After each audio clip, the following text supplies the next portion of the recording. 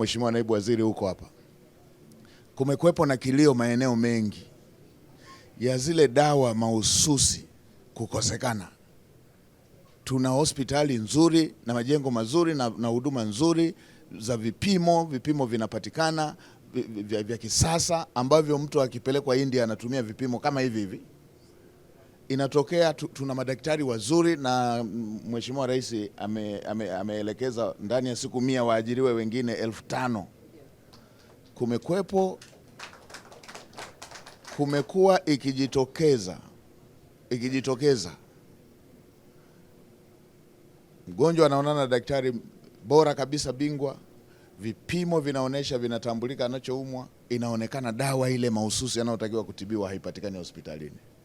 Hili limekuwa likileta dosari na wagonjwa wakielekezwa wakatafute dawa kwenye kioski ama kwenye duka la dawa lililo jirani. Sasa hospitali kubwa kama hii inatakiwa iwe na duka la dawa na inatakiwa iwe na dawa zote ambazo ni za muhimu na zinahitajika. Kwa Mheshimiwa Naibu Waziri, fuatilieni kitengo chenu kile kinachotafiti aina ya dawa, kifuatilieni vizuri, na bohari ya dawa yenyewe inayonunua inayoagiza dawa ifuatilieni vizuri, isije ikawa zinafanyika janja katika baadhi ya maeneo. Haiwezekani hospitali kubwa kama hii ikose dawa alafu duka la mtu binafsi tu yuko pale kioski kipate zile dawa. Kwa hiyo fuatilieni kitengo kinachotafiti ni aina gani ya dawa zinatakiwa Lindi, zipatikane hizo. Kama duka binafsi linapata, hospitali inakosaje? Na bohari yetu inayoagiza dawa na yenyewe izingatie mgawanyo wa dawa.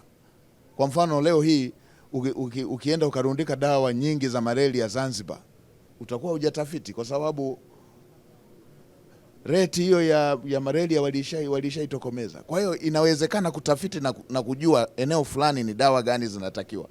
Kwa hiyo hili Mheshimiwa Naibu Waziri, kitengo cha utafiti na bohari izingatie, kwa sababu ukienda kwenye takwimu za utoshelevu wa dawa 80%, 90%, 100%. Ukienda hospitalini kila mgonjwa anaelekezwa dawa hii haipo hapa, akatafute kwingine. Hili halikubaliki, na kwa kuwa tunaelekea kwenye bima ya afya ambayo tunataka watu watumie kadi, tunatarajia bima ile impe vyote pale hospitalini ambapo anaenda kutibiwa. Kwa hiyo